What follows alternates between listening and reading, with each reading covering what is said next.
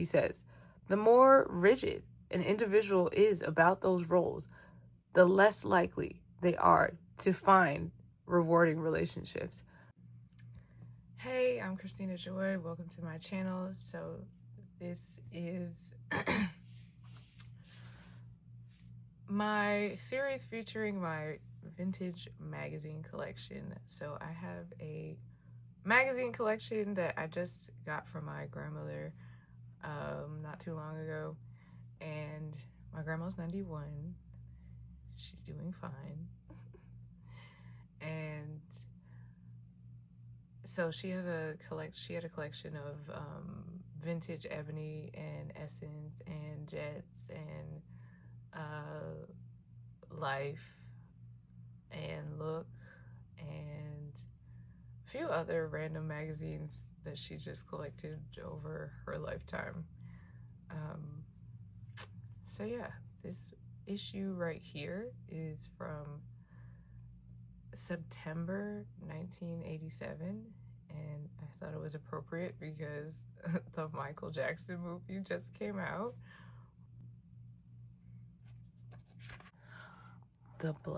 Looking for Ms. Right, the black male side of the dating game. Oh boy. Now y'all, you know this article about to be juicy, okay? You know I gotta read this one. Oh, let me... Oh!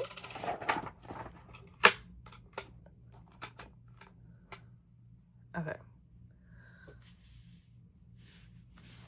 So,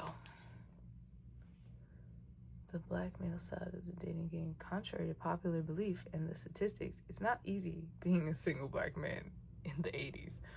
Oh boy, what does Charles Whitaker have to say? Okay.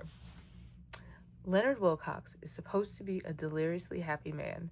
As a single, employed, college-educated, and heterosexual black male, the 29-year-old computer software salesman has been labeled an endangered species, outnumbered 5-1 by black women with similar credentials. Wilcox and his brothers are said to be highly sought-after commodities on the dating market, and if conventional wisdom and women's magazines are to be believed, the Leonard Wilcoxes of America should have scores of desirable, man-starved women flocking to their doors, catering to their every whim and fantasy. In reality, however, Wilcox says he spends a majority of his weekends watching television alone in Oakland, California, in his Oakland, California apartment, or bemoaning his dateless plight with similar dateless male friends, afraid of sexually transmitted diseases and frustrated by what he describes as a double standard that allows women to be assertive about everything but picking up the tab for dates. Wilcox has virtually dropped out of the dating circuit. I don't know who these guys are who are supposed to be having it so good, he says, but for me personally, the whole dating scene is not anything like the media portrays it for black men. I don't care what the numbers...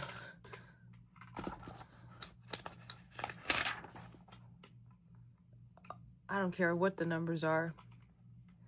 The going out and meeting someone, this going out and meeting someone is just as hard for men as it is for women. Wilcox echoes the sentiments of many black men who are fed up with the wildly purported notion that they are running amok through the female population, capitalizing on the fear that there are too few eligible men to go around. Men acknowledge that they have a slight statistical edge, yet they retort that these things are tough for everyone, regardless of sex, in the dating jungle. There is a whole range of concerns that make dating difficult for both men and women today, states Victor McCarley, PhD, a Dayton, Ohio-based clinical psychologist who sees a variety of dating-related problems in his practice.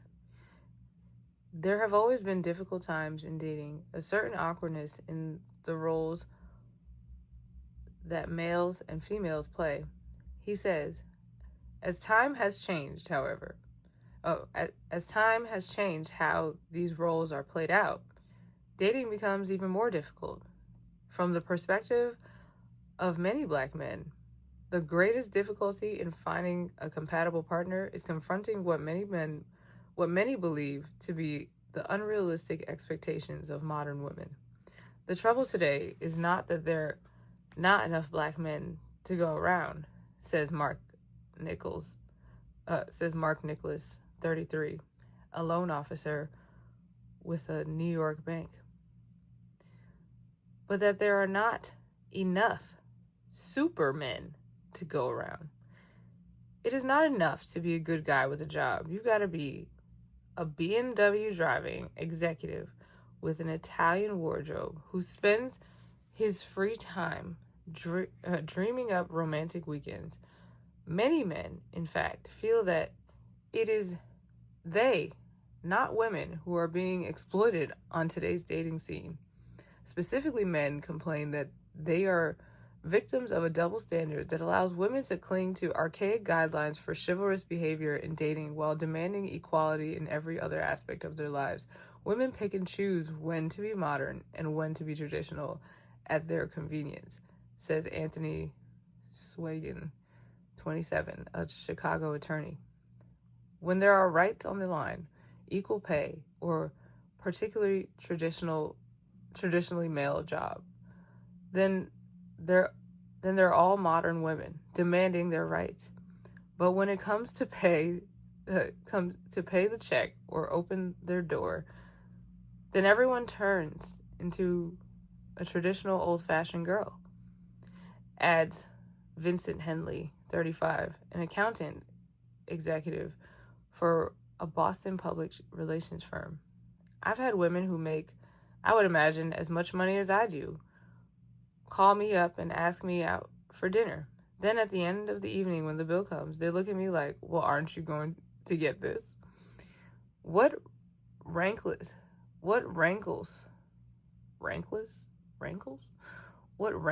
some men even more is that for all the public grousing about the dearth of eligible black men, many women still summarily reject men who lack one of the big three criteria: a late model car, an impressive sounding job, or a home that he does not share with roommates or relatives. When I first came to California, says Wilcox, I didn't have a car, so when I would ask women out, I'd have to ask them to pick me up. So many of the women I met, seemingly independent women, would act like it was a huge imposition for them to drive on a date. One woman told me outright, I just can't go out with a man who doesn't have a car. It's like he's not grown up. Dr. McCarley says that too often traditional courtesies are confused with definitive displays of masculinity or femininity. He warns that practices such as having men walk on the curb side of the street or hold a car door open for a woman are just niceties that can be extended to either male or female. Trouble begins when individuals eliminate potential partners based on their performance or failure to perform those tasks, he says. The more rigid an individual is about those roles, the less likely they are to find rewarding relationships. Besides, many men say that they are looking for a woman who will extend some of the same courtesies to them that men are expected to extend to women. I appreciate being taken out for dinner sometimes, says Curtis Klingman, a 30-year-old insurance claims representative from El Rio, Ohio. It's not about spending money.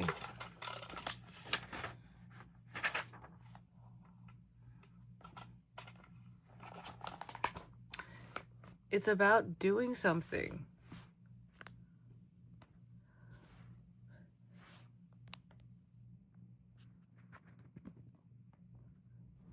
It's about doing something that makes someone you care about feel good.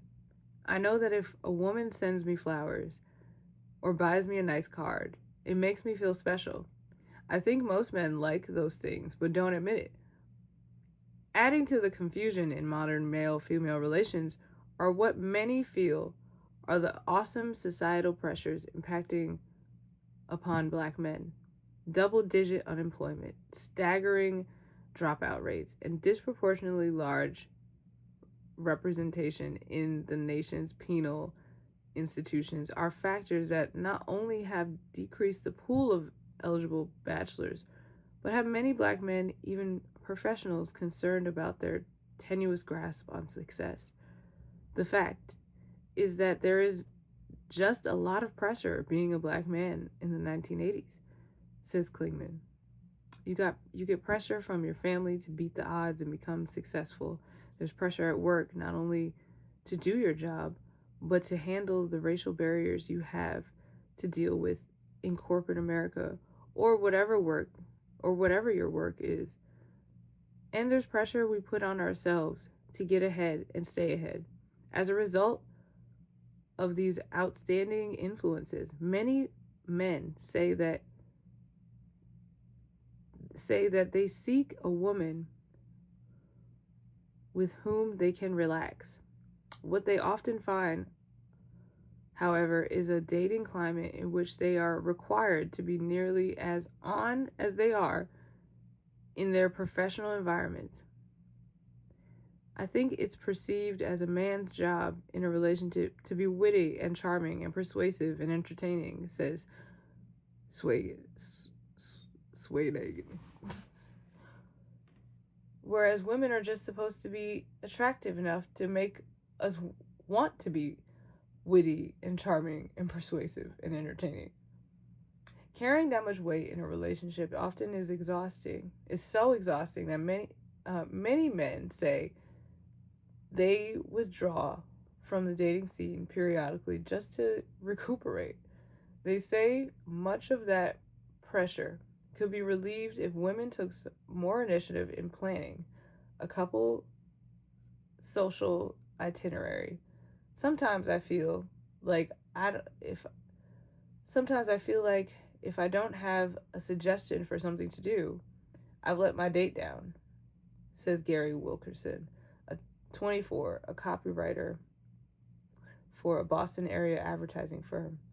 Few of the women I've gone out with ever make suggestions to me about what we should do.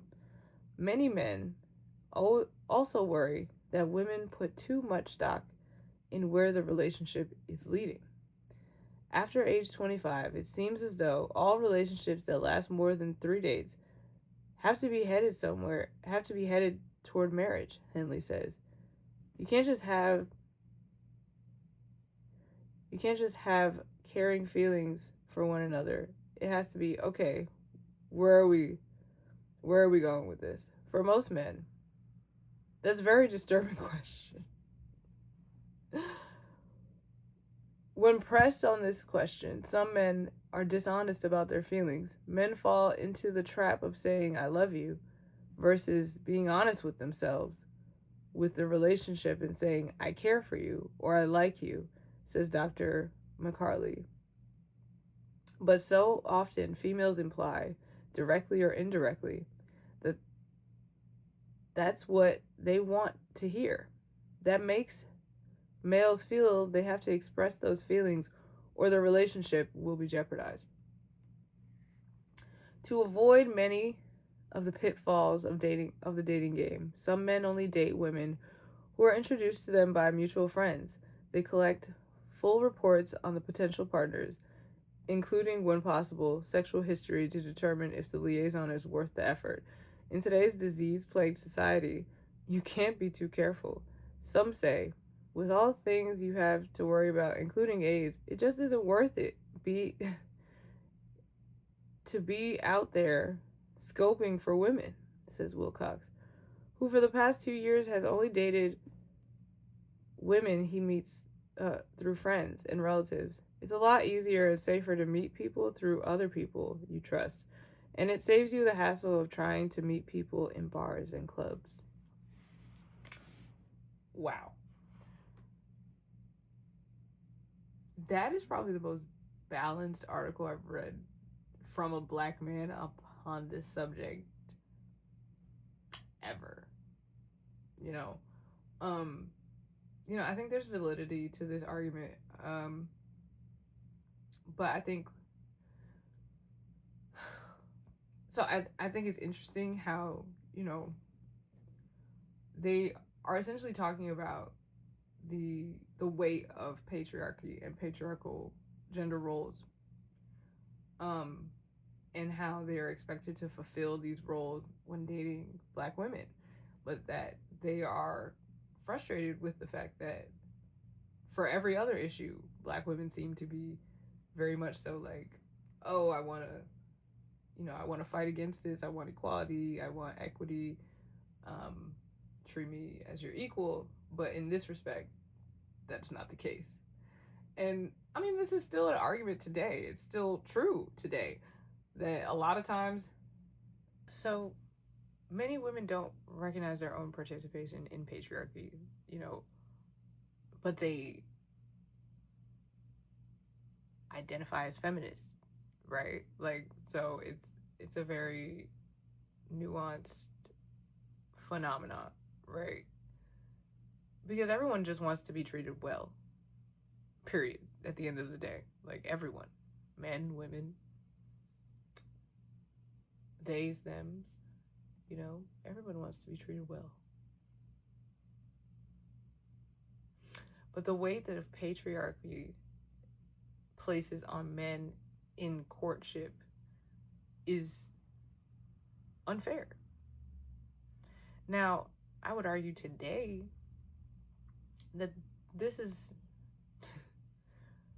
I wouldn't say this is not happening. This is still happening, yes.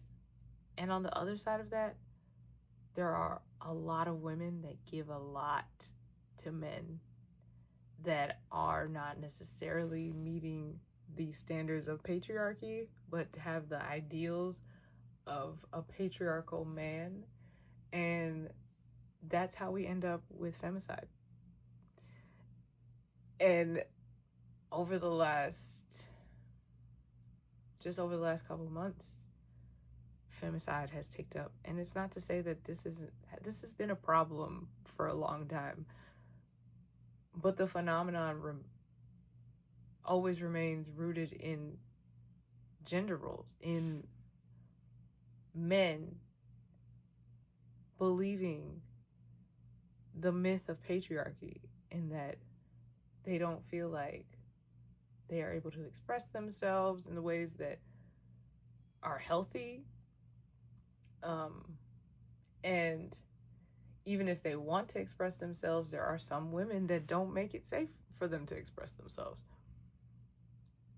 This is not an excuse by any means. This is not an excuse. It is the lay of the land. It is a part of the backstory, because some people are just evil, plain and simple. Some people are just evil. But when something happens more than once, it's not just simply all these men are evil. These things were created. These ideals were created by white men and are being followed to the letter by black men and black women. When, just like if you watch the other video, or I read another article, the brother was like, black men don't have a patent on foolishness. He's right. They don't have a patent on foolishness. All men and women have the capacity to be foolish. People need to just treat each other the way they want to be treated. And that is our core lesson here. But the power dynamics in politics and gender roles and all these other things get in the way of people just getting together because they genuinely like each other. People working together in a relationship is the ultimate goal. When you sign up to build a life with somebody, you're signing up to be their teammate, their partner. They ride or die. And not in the sense that you're sacrificing everything for this person. No, they sacrifice too. It's a give and take. It's called reciprocity. And it sounds like the black men in this article are feeling like the dating landscape is unreciprocal. And that is a valid concern. But I do think that sometimes, and this is bringing up to the present, that those stories are very much so not the norm, right? Because, or like, that I feel like many black men may be projecting this idea, and not necessarily projecting it because they haven't experienced it, but like the amount of times that this is happening, or that you assume that a woman wants these particular things from you, like these material items, like maybe the pressure to marriage is there. I can definitely see that. But like, there is a sister who just published some research about how, you know, black women's wants in relationships, and the number one thing black women wanted was effort, period. It wasn't like fancy car, fancy job, you know, like how these brothers are expressing in this article, which is often something I do hear from brothers in general, that this projection of that they have to be that guy to get any woman that is desirable to them. But that's simply not true, because plenty of black women date below their social standards. Plenty of black women date hobosexuals. Plenty of black women date and marry the deadbeat dad. Like, there's a lot of room over here in the black community for women who, like, men who don't have their ish together to find a woman. Plenty of men who don't have their ish together have a woman. That's just what it is. Because, going back to the male shortage, there is a male shortage. So women will take up a man that is probably not best for them, just simply because they want a man. So that, in the sense of compulsory, you know, partnership, right? Like, y'all may think that you don't got no play, but you got more play than you think, if you know what I mean. Because y'all really have the pick of the litter. Now, if you become a more conscious brother of yourself, and that you are being prudent in how you express yourself sexually, how you decide to date more intentionally, that's a different story. That's a different story, completely. And it's like, I also appreciate what he said about the fact that, you know, he's like trying to date via mutual friends because it just seems, you know, safer, and you're more likely to find somebody that's of similar values. Like, I could agree with that. And also, it's interesting, he said, you know, like, AIDS is running rampant, as I read that article in another video. AIDS is running rampant during this time. So, like, the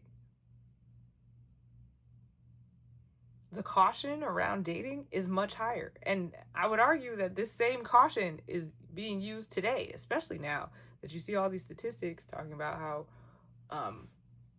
you know, the childbirthing rate has decreased for women in their 30s, and how, like, now we have articles talking about, is it embarrassing to have a boyfriend? Which I'm gonna talk about in another video, because that's not exactly what the sister was trying to say, but I also understand what she was trying to say, what she was saying, right? But you see what I point? Like, we are not we have the same issues in terms of role competency and black men and women trying to fulfill these roles and that being the primary objective of their relationship. That is still a problem, absolutely. However, I think the dating landscape is a lot more complicated in general than what this brother is purporting. But he does have validity to his argument.